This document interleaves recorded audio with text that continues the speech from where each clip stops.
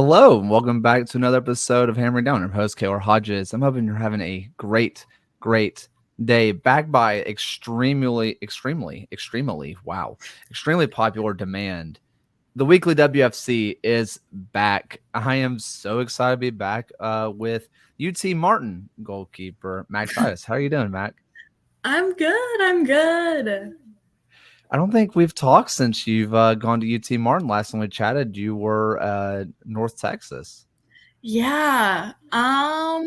Just it was kind of a crazy situation. Fall changed everything for me there, and I decided to leave. It happens. It does happen. But hey, the one thing that is consistent is that you are back with the three Sparks. Yeah. It's super exciting. This season is 5 matches in. If people haven't had a chance to watch you guys yet, you're going to have to wait a little longer. We're about to go like on a 4-game away trip, but Yeah. you know, we got a lot coming up. How's the season gone so far for you? I think honestly as a team, we're kind of in a frustrating rut right now with our last couple performances. Definitely situations where we think we could have done better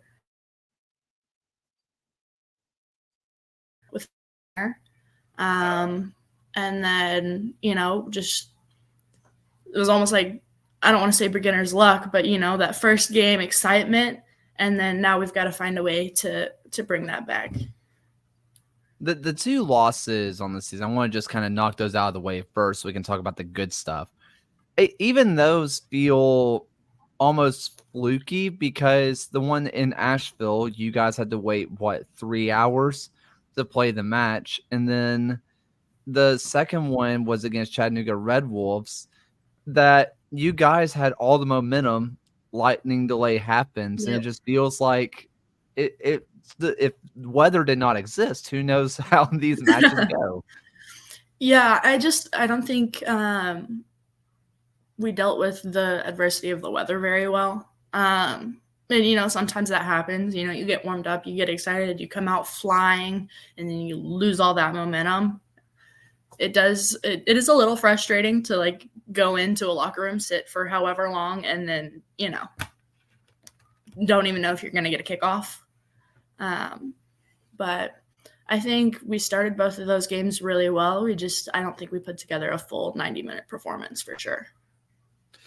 Let's talk about the Asheville one really quick because first off, the thing I need to know about Asheville, did you guys take Greenville Highway where you guys would be like falling off cliffs over every turn, or did you guys take the Yes. interstate? So we were right next to UNC Asheville, and then the club fields that we ended up on, because the UNC Asheville wouldn't let us play on their grass. We had to move suddenly. Like, we were at the complex, and then we had to move to a random club field that was 15 minutes away. Was like overlooking mountains. It was gorgeous if it weren't, storming the whole time. Sure. But then you have the Chattanooga match where I kind of mentioned you guys give up a goal, you get one back, and from there you guys were just dominating, and then you just have to sit in the locker room forever. What are you guys trying to do to try to stay locked in? Because I think it's impossible for almost anybody to truly stay in that game mode while you're just having to sit there and you don't even know if the game's going to get called off. Yeah. I think every person really has their own little thing that they like to do. Some people sit and listen to music the whole time. I know me and a bunch of girls really just talk the whole time, maybe complain about the weather, but each person has their own little routine. But I do think that, we'd probably just need to have some kind of pick me up moment before we get back out on the field after rain delays. Let's just hope for no more of those. Let's get to the fun stuff. Let's get to the wins. The first one is against Greenville Liberty, who at the time you guys beat them was widely considered to be the best team in the league. And you guys beat them 3-1, where Grace Freeman had one of the best goals I've ever seen. Oh yeah. After that, a good penalty, and then Nora just decides I don't like where I go to college and decides to score anyway. Yep. It's fun to watch. But going into your first match of the season against what was at the time the best team in the league, getting a 3-1 result, what was the mindset going in, and what was kind of the mindset leaving?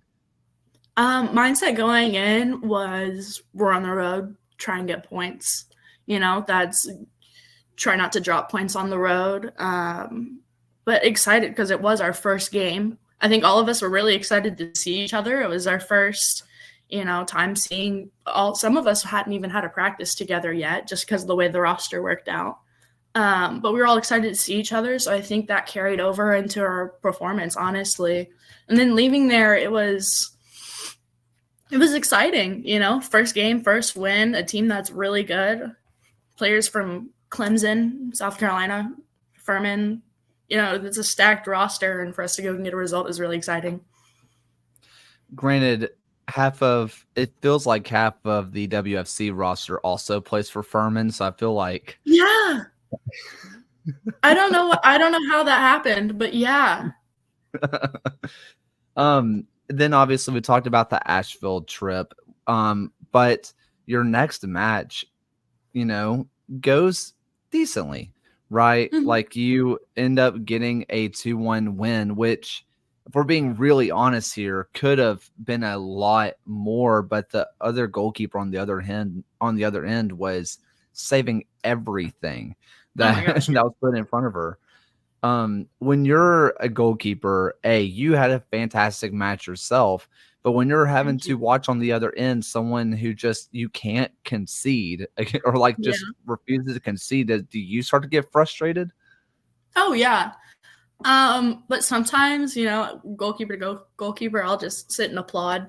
They make a good save. I'll stand back there and I'll little claps. Like, okay, well, you did that. Great job. I can't be mad. Fair. You had a couple of moments. I remember watching this one, and I think I can't remember exactly when it happened, but I think it was around the 30-something minutes, and they had, I think, just scored, or you guys had just equalized. You take a pretty big little impact near the box, and then it feels like that one didn't look very good, but you got it right away and got a cross immediately afterward. Taking a big shot like that and then having to get into what is the most physical part of the game for a goalkeeper, which is getting your body into the middle of the box. How do you just get yourself back in there? I mean, that tackle honestly woke me up a little bit. Sometimes when you're back there, you don't have a lot to do. Something like that kind of wakes you up, gets the adrenaline going for sure. But at some point, it's just lots of training of being not afraid to get hit and being able to just move on. There was this is something that I've kind of noticed with you guys, and I think maybe I'm not, maybe I'm just kind of looking into a little bit too much, but you've had a few times where you and Casey Powell, you guys will switch at halftime. Right. Is that what's kind of the deal with that? Because I think a lot of people would take that a massive ego hit because it's like, oh, I'm being subbed off. What's going on? Right. But everything seems to be okay. But also there's trying to work your way into the match. What's going on there? So, the summer for us, since we're all college players, is about development, right? So if we've got two goalkeepers that are able to play on the roster, goalkeeper union, we have no problem subbing out for each other a lot of the time. Nobody understands what it's like to be a goalkeeper other than a goalkeeper. So if your teammate that's a goalkeeper isn't supportive of you playing, it's kind of hard for the rest of the team to be. So as long as, we're both getting the development we need for the fall college season, we're both happy. This is one thing. I do a show on the USL show, and it's called For the Glove of the Game. And we talk Mhm. only about goalkeepers, and we break down match film, do the whole thing. And the one thing I always bring up is every single goalkeeper at some point has been a GK2, sometimes a GK3, Mhm. before they get that chance to start. Do you talk about uplifting a fellow goalkeeper? I mean, making sure you get the best out of everybody, because it's not like a forward or a Right. defender or a midfielder who you get subbed in, you get 15 minutes to see what you can do. Most of the time, not this case, if a goalkeeper, if you're getting subbed in, the worst Mhm. thing has happened, a red card, Right. an injury, something. Yeah. How do you deal with that? I mean, in those worst case scenarios, I mean, I've been a GK2 in that situation. That happened to me while I was at Mississippi State. I was GK2. Maddie Anderson goes down in the second minute against South Carolina. And then you just have to be ready to be the next one up. You have to be mentally prepared to just, okay, it's my turn, I guess, and just be ready to step into that moment. you, when we're talking about you stepping in, just I know this isn't exactly Legion talk, but it's just still Mhm. really impressive.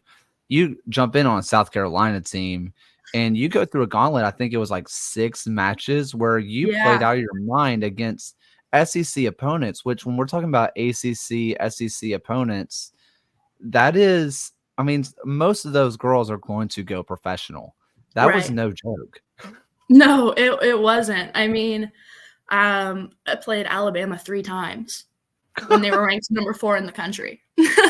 So, definitely was no joke. I mean, they at that time, it was, Sarepka, it was Riley Mhm. Mattingly, um, I mean, the list goes on and on. I think just about everybody that graduated from there that year went pro.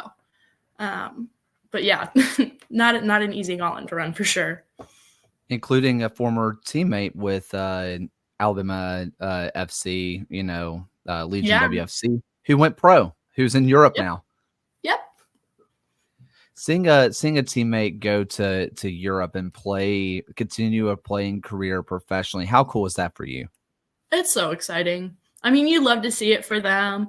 I mean, I'm sure if you go like on their Instagram, all of us from club are commenting, "Oh my gosh, congrats!" Like we're very excited for them, and it's just so fun to see them like living their best lives over in Europe. Also, with all the pictures, do you ever just get jealous of that she just gets to live in the mountains and all that I kind of stuff? know it's so pretty over there. Meanwhile, That was I'm sweating to death every day in the humidity here. yeah. Yeah, I was really excited to see the move over to Europe, and it was just one of those things. I mean, the first thing I saw was all the mountains. I was like, "Well, this isn't fair. Like, good for Right? you, but why am I here?" But it's one of those things, and it's the whole reason why people do the semi-pro to pro pipeline, right? Yep. That's what this is about. Yes, it's about growing as a college player eventually, Hmm. but most of the time there is another part in there, which is what chance do I have to keep going? And that's what it's all Right. about, right? Yeah. I mean, for our high school girls, this summer league is a great way to transition them into college. And then for our girls that are already in college, it's a great way to get extra film, extra exposure, etc. Let's talk about the high school side. You, me, and Kaylee Dressback, who Hmm. who's not on today, but she is. She was on last year and has played, I think, every game except for one, every single minute except for one game. Yeah. Um, Talking about those people who are coming out from high school into college, or have another year of high school, who are playing against real deal opposition. I Right. mean, there are players that you guys are going against, like Tennessee SC. I think they have I can't remember her name, but she is playing and starting for the U.S. Women's under 23s. You Yeah. are going against people who are playing and starting for Puerto Rico and other internationals. These are real deal Right. players. How do you get them ready for that? Trial by fire. Honestly, there's no better way. Every player that's played in college will tell you your first college practice is humbling. Um, just because you go in, you expect the world, you expect to be just as good. Oh, maybe I'll fight for a starting position. Well, when you get there, chances are you're not one of the two or three freshmen that's going to start this season. And you'll go in and everybody's bigger, stronger, faster. And there's no better way to prep for that than immediately playing people that are bigger, stronger, faster, better. You talk about that. A lot of times with the wonderful thing about Birmingham WFC, which formerly Alabama FC, right? Most of y'all have played together for years now. Do you notice a difference between the ladies who have gone from, first year college into second year when they come back? Yes. There's just a different level to soccer IQ and the speed of play. It's almost night and day. And of course, we see a little bit of it with our younger players when they come into practice at the start of the season versus the end. But there's nothing like a full college season where you're training 5-6 days a week versus high school, or maybe you get 2-3 practices in a week. No. By the way, for the people who were wondering, Katie Shea Collins is the person I was referring to, which you guys played her last year, and she was just different gravy too. Oh, yeah. She was that. And I think you guys are going to have to play her in 2 days, or in 2 matches, which that will be a great test for young defenders and heck, just your normal grown-up defenders too, because that's something else. Player like that's a test for any of us. When you're going against really good players, I mean, it's hard to overstate just how good of players there are. When you're trying to figure out what's going on, there's not really enough time to fully do a film watching and really try to change your tactics and change your personnel for who you're going to play. Because if you're doing what you did with Greenville and Asheville, you have 12 hours to recover, 18 hours to recover. That's not enough time. Is it purely we are going to do us, and if what we do is best, then it's best, and if it's not, we'll grind it out and find a way to win? It's a lot of going into the game planning to do us and then making changes on the fly. I mean, our games are so close together. I mean, just this weekend we play Saturday, Monday. Yep. Which in college you would never play Tuesday, Saturday, Monday, 3 games in less than a week. So it's a lot of, doing what you do best, hope you do it well, and if it doesn't work out, then you got to switch in the middle of the game. Something that we kind of saw that happen with was the Southern Soccer Academy. Yeah. Like, I know, like, that one ends up, you guys are down 2-0, and you claw back at the very end of the match to get a result. What was the change that happened? Well, I actually wasn't at that game. Sure. But, our coaches, Nate, Jay, Trey, Janet, they're more than capable of making the right changes on the fly, subbing the right players in at the right times. Sometimes a player just isn't the right matchup for a certain defender, and subbing a different person with a different skill set could make a big change. Let's talk about some of the players on the team, because we've kind of talked about all the matches thus far. There are players I think a lot of people are going to be familiar with. We talked about Nora Roller a lot last year. From that growth from Furman, I don't think she got to play too much, if at all, this last year. But on film, she looks like a completely different human. Have you been able to tell a difference from her first year in college from last year? Oh, yeah. She was already creative last year, and I think even more so this year. Just the different turns and moves and touches that she has now, like in her toolbox. And then her speed of play was already really good, and now it's even better. A couple of other players that, who have just kind of stepped up. Tatum Almeyer. is someone Yeah. I think is going to be new for a lot of Legion fans. What is she like going against in practice, and then how is she in games? I mean, really, she dominates the midfield in our practices a lot of the time. She's strong and technical, which is not a combo you see often. Is athletic and technical, and I think she has a really great soccer IQ and field vision. And so she just, she's like our motor in there a lot of the time. One of the younger players who's been getting a lot of playing time, Catherine Brightwell. Mm-hmm. What about her? I mean, she's like I said, she's one of the youngest, and she's getting real deal playing time. What is it about her that's like really standing out? Just I think she came in and made her presence known at practice. She performed well, and she continues to perform well. She earned her spot, and she certainly deserved to keep it. I'm going to try to roll through some of these pretty fast. I think she was here last year, but I'm not remembering off the top of my head because the roster that was posted last year was like not completely right. So Right. I don't half the time I didn't know who was on the team, and I'm sorry. But Haley Duca, she's gotten a Yeah. lot of playing time. Tell us a little about her. I mean, I've played with Duca since high school. We were club teammates and high school teammates. She's just, she just works hard, and she's technical. She's a great defender. She used to be our attacking mid during club, and now she's an outside back. And I think that movement has suited her actually really, really well. And she's somebody that you can put in a game and expect her to make a big change. Someone else who has grown a lot since the last time I watched them, which is Caitlin Maynard. Yes, another one of my club teammates. But she was at Ole Miss. Now she's at Samford. And I think that change has been so good for her. She's been getting minutes there, and you can really see just the improvement she's had. And lastly, let's just go ahead and talk about you a little bit.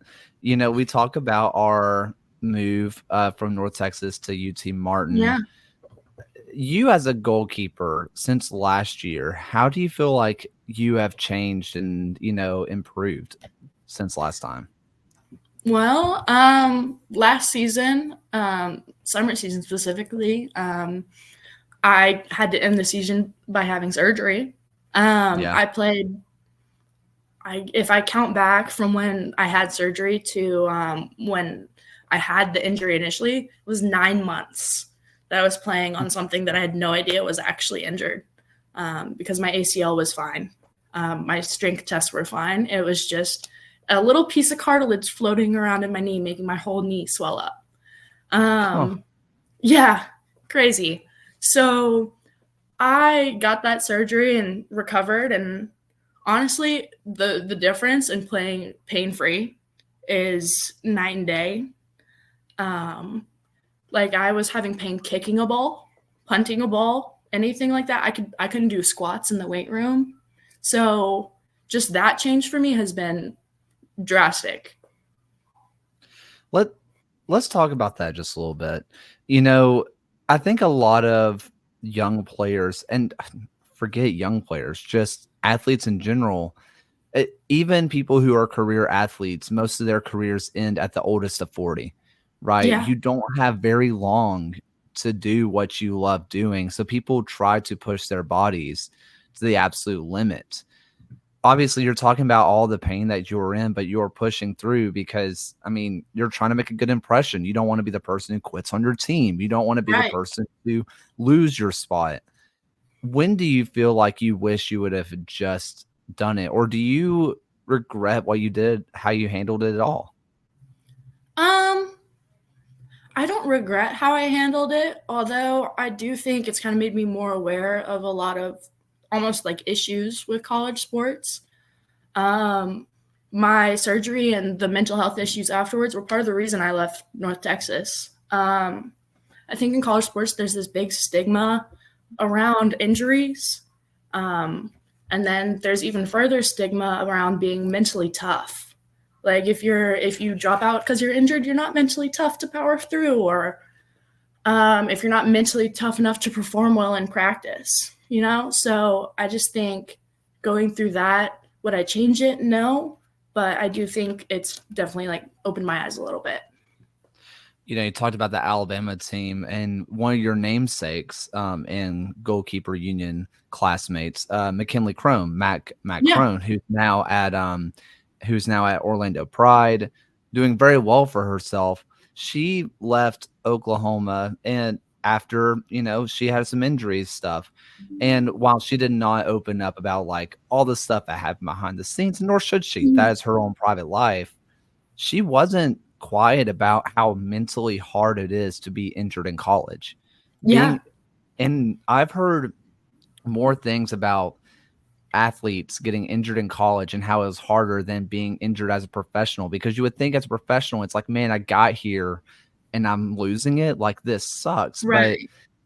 But I've heard so much more about just the college strain of that, trying to stick it through, is there, kind of talking about how would you change things in terms of how you dealt with the mental side of it?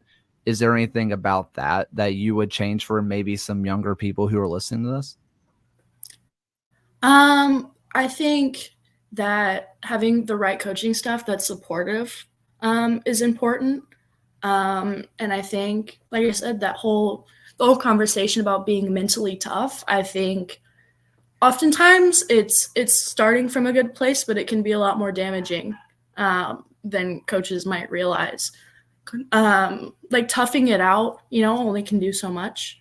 And then for younger players, like the biggest thing is that hopefully your school, your college, wherever you are, has mental health resources. And honestly, don't be afraid to use them.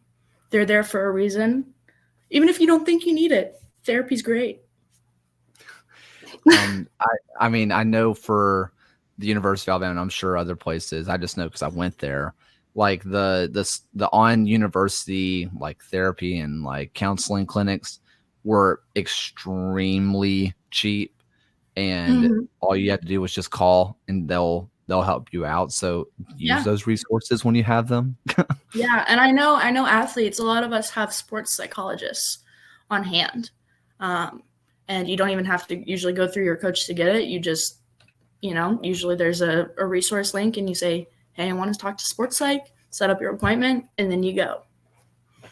Let's talk about how being mentally strong kind of helps in just what your position is.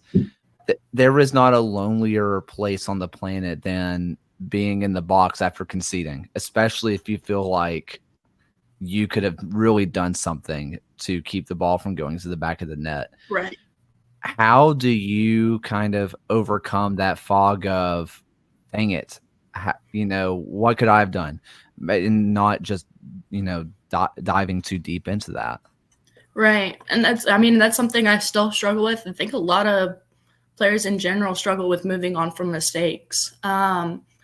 Me personally, I have a little routine to clear my mind, sometimes fix my gloves, fix my shin guards, dust myself off.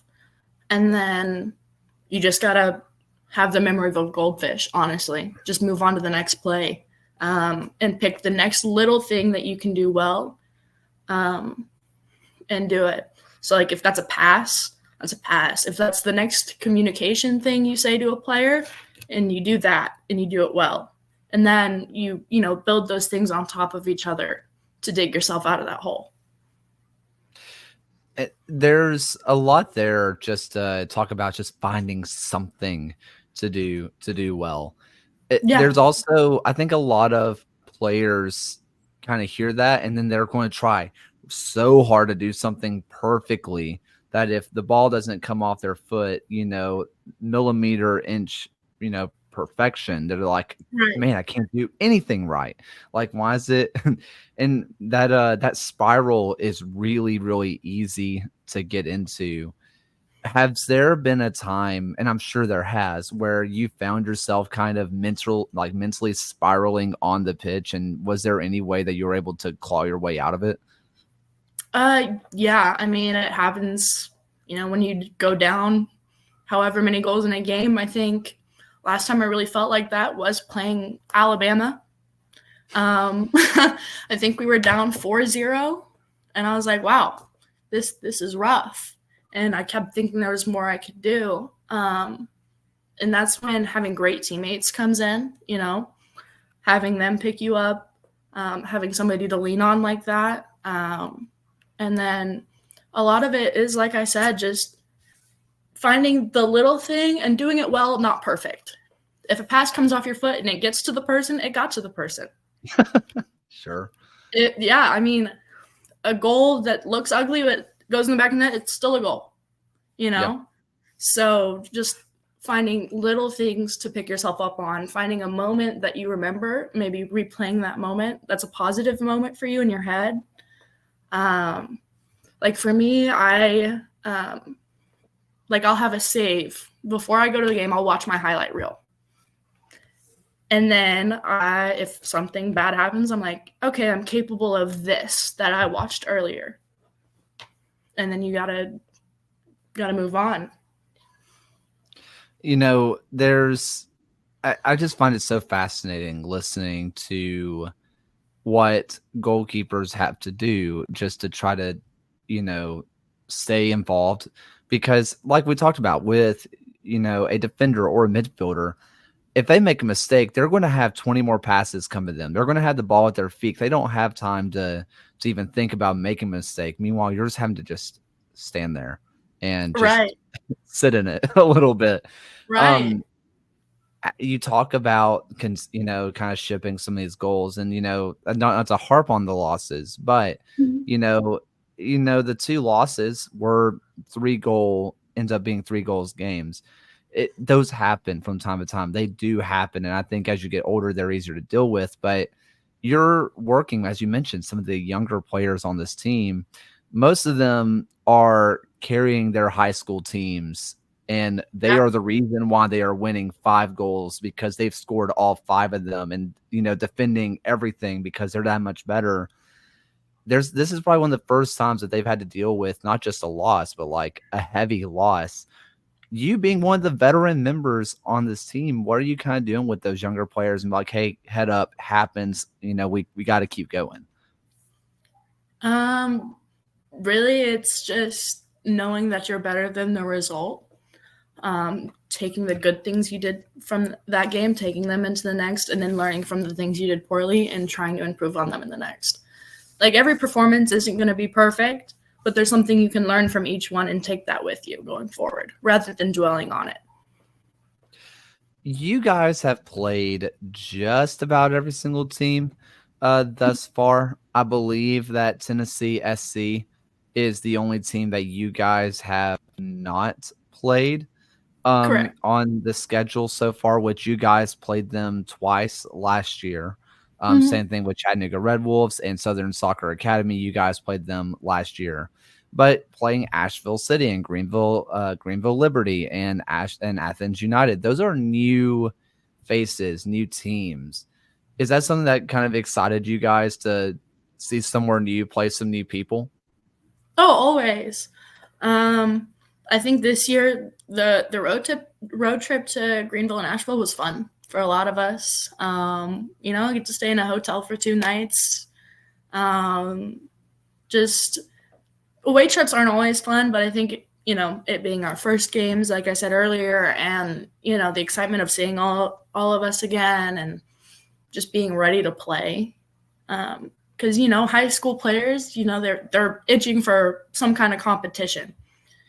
Like, high school season can get a little easy, depending on what school you're at. And I think they were ready and excited to get there and play. And, of course, being a new team is always fun. I think some of the girls hadn't been to Asheville before, so that was fun for them. And Greenville, a lot of us go there for showcases in high school. But it's always fun to play a new team for sure. So this is just on top of my head. And I've meant to tell Coach Nate about this when I saw him a few weeks ago or something. One of my friends works for the Liberty. He started working there a couple years ago. And one thing he was really happy with, he was like, yeah, like WFC, his like Legion's team was one of the few places that we didn't have to like scrub the place clean because you know you guys, and that was just like most teams just kind of come in and just kind of not trash it, but they just show up, do their whatever, and just kind of leave it be, just get their stuff and didn't care. But they were very pleased despite the result that they had against you guys, with just like, wow, they actually didn't like completely make us work our tails off. So Oh, good. uh, We try and leave places better than we came in. So, kind of last thing before I let you go, just a couple more things. Um, it's kind of interesting with a lot of conversation around women's sports lately, right? I Yeah. think there's been a big push on women's sports with the hype of the WNBA, and NWSL has been doing some really fun things. The USL Super League has been kicking off. So Yeah. there's been a lot of invested interest for the area around Birmingham. Almost all of you guys are from the general area. Right. Is there something, has there been a shift that you've been able to notice on uh the investment of women's sports, specifically women's soccer? If yes, kind of what's it been? And if no, what do you feel like the biggest things should be to see a proper investment as opposed to just women's sports is good and then never show up? Yeah. I do think there has been a little bit of a shift. Definitely, just the level of respect for female athletes in general, I've seen has gone higher than I ever before, honestly. That's, college, WNBA, summer league, whatever. Um, and then I do think this is a personal like thing that I like am very interested in, but a lot of girls quit sports at the age of 13, 14. Um, a lot of girls don't even play past middle school, play into high school. And with the rise of women's sports that we're seeing, I really hope that more girls decide that it's worth their time to stay and play. This part of the reason I asked that was I had someone kind of slide up in my Instagram DMs. They know who I'm talking about, and they were talking about how their daughter was one of the ball girls, and how they were so excited just to be that close to you Yeah, guys, and it was just so exciting knowing that you're a part of really the highest level of soccer in Birmingham. How is there something at all that you kind of take pride or even think about, like those little impacts, or is it once you're in there it's like, man, I'm just grinding right now? no, I took a picture with a little girl that was our ball girl the other day. And honestly, I relish every single one of those moments. It is so exciting to see just little kids in general, like so invested in what we're doing. Um, and then also just, it does give a little ego boost to be like, oh, like I feel like a celebrity, but it's so fun, and I wouldn't take it for granted ever. If people want to come and see you guys, they have really two more chances at Yeah. home this year, which is going to be against Greenville Liberty and then Asheville City. Both of those, I think, are going to be at Spain Park. Um, there were a lot of matches last year at Spain Park. If people didn't get a chance to go, those stands were packed. And Yeah. I specifically, I think it was the Southern Soccer Academy where you guys went up 2-0. They get two back. You guys get a third. They get a third. And Georgia Cousins scores a last second winner. And Yeah. it's one of the louder stands that I've ever heard. It was really fun, and it was a packed crowd. I would love to see that again for you guys upcoming at the end of I the would season. too. I would too. Cool. If people want to, kind of find your places, talk about how much, they just enjoyed watching you and all that kind of stuff, where can they find you? It is Mac Titus on literally everything. Cool. All right, Mac, thank you so much for hopping on next week for the weekly WFC. Yeah. So excited to have this back. It's so excited to see you guys playing again, and let's finish top of that table, huh? Yeah. All right. And thank you all so much for listening. Until next time, guys. Keep hammering on.